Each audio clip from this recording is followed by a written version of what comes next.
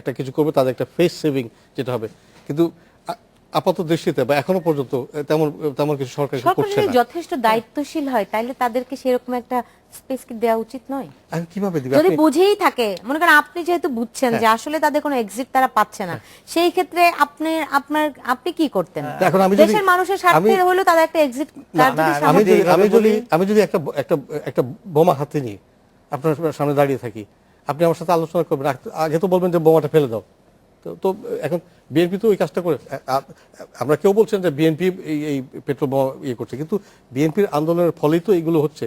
তো বিএনপি এটা বন্ধ করে দিতে পারে যে আমরা আজকে উইথড্র করলাম। বিএনপি তো বলছে না যে তারা এটা করছে না, আমরা বলছি তারা এটা করছে, কিন্তু সেই অজুহাত ধরে না, তারা কর্মসূচি বন্ধ করে দিলে তো আপনার এটা বন্ধ হয়ে যাবে, এটা তো অন্তত এই পারসেপশনটা তো মানুষের ক্লিয়ার। এই পারসেপশন আছে। তবে একটা আসলে এক্সিট কিন্তু একটা ছিল, সেটি হচ্ছে আপনার কোকো যখন মারা গেলেন, তখন যখন প্রধানমন্ত্রী গেছিলেন, তখন আসলে হয়তো রাজনৈতিক কোনো আলাপ আলোচনা হতো না, কিন্তু একটা আসলে একটা পরিবেশ তৈরির আমার মনে হয় সুযোগ ছিল।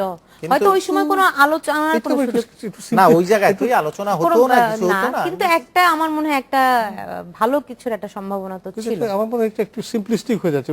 প্রধানমন্ত্রী যদি যেতেন বা প্রবেশ করতে পারতেন, দেখা হতো, আমার মনে হয় না তাদের মধ্যে ব্যবধান, দুই দলের মধ্যে ব্যবধান এত বেশি যে এক ব্যক্তি মারা গেছেন, মৃত্যুবরণ করেছেন, তার মাকে সহানুভূতি জানানো, এর ফলে বাংলাদেশে এমন অতীত এরকম কিছু। তো বেগম জিয়া তো ডক্টর ওয়াজেদ মিয়া মারা যাওয়ার পর গিয়েছিলেন, তো কিন্তু তাদের ব্যবধান তো বেড়ে চললো। তো আমার মনে হয় এটা যে যেতেন, কিন্তু ওটার সাথে রাজনীতি কোনো সম্পর্ক হতো না। কিন্তু একটা কোনো রকম কোনো ইয়ে হতো না। না না, এটা আসলে আমি এতখানি আবার ভাবতেও চাই না এতটা। না, দুর্ভাই যেটা বললেন, মানে রাজনৈতিক চরিত্র মানে নির্মূল করার সেখানে আপনার এই একদিনের দেখা সাক্ষাতে যে নির্মূল শব্দটা এই হয়ে যাবে, এটা আশা করা ঠিক না।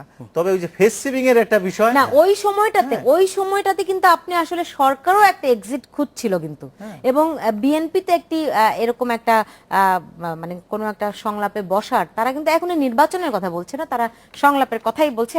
আমাদের আরো বেশ কিছু বিষয় আছে। আপনি জানেন যে কাল মমতা ব্যানার্জি সন্ধ্যায় ব্যানার্জি ঢাকায় আসছেন। বাংলাদেশের বেশ কিছু অমীমাংসিত বিষয় রয়েছে, সেই বিষয়গুলি নিয়ে ফিরবো। নিচ্ছে একটা ছোট্ট বিরতি।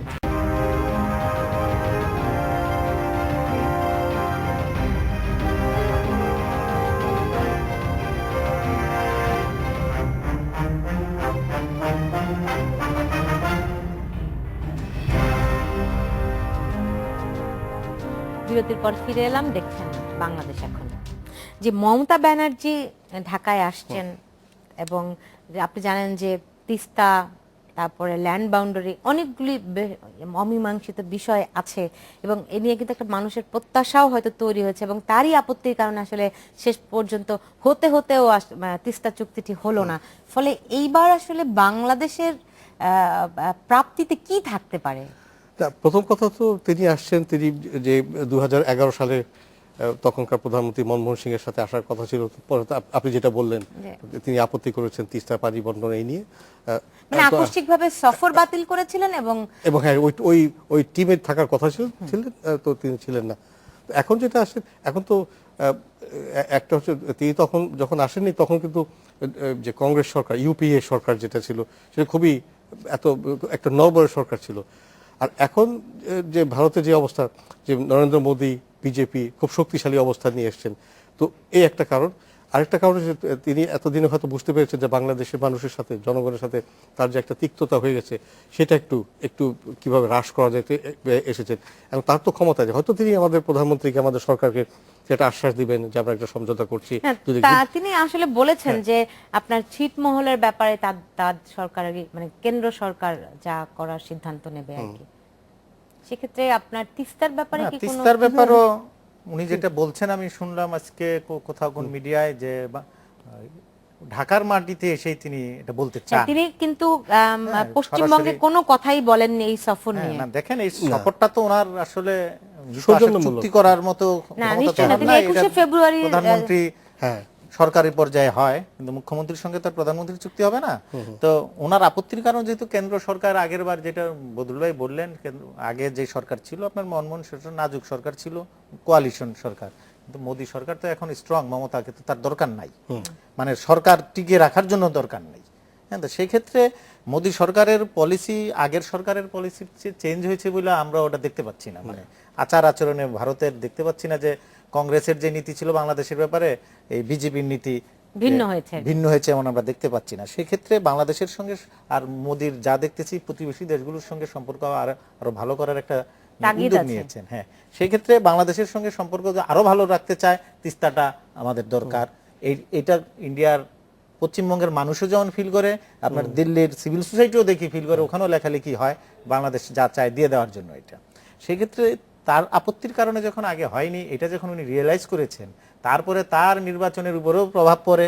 তার সেইটা যদি এখন যে মিনিমাইজ করতে আসা, যে শব্দটা বদরুল ভাই বললেন, এটা মিনিমাইজ করতে আসা, সেই ক্ষেত্রে হয়তো উনি ওখানে বলেন নাই, এখানে এসে গভর্নমেন্টকে বলে যেতেও পারেন। আমরা আশা করব যে তিস্তার ব্যাপারে অন্তত পশ্চিমবঙ্গে আর আপত্তি করবে না। তবে তার সঙ্গে কিন্তু কিছু তিক্ততাও আছে এর বাইরে, সেটা হচ্ছে যে ওই যে পশ্চিমবঙ্গে যে বোমা তৈরি করা হচ্ছে, যে সন্ত্রাসীদের, বাংলাদেশি সন্ত্রাসী, আর্থিক পৃষ্ঠপোষকতার অভিযোগ রয়েছে। যাই হোক, এই বিষয়গুলি অনেক লম্বা আলোচনার বিষয়, আমরা নিশ্চয়ই আগামীকাল এই আলোচনা করতে হবে। আপনাদের দুজনকে অনেক ধন্যবাদ আজকে স্টুডিওতে আসার জন্য। দর্শক, আপনাদেরকে অনেক ধন্যবাদ এতক্ষণ আমাদের সঙ্গে থাকার জন্য। আপনারা সবাই ভালো থাকুন, সুস্থ থাকুন এবং অবশ্যই নিরাপদে থাকুন।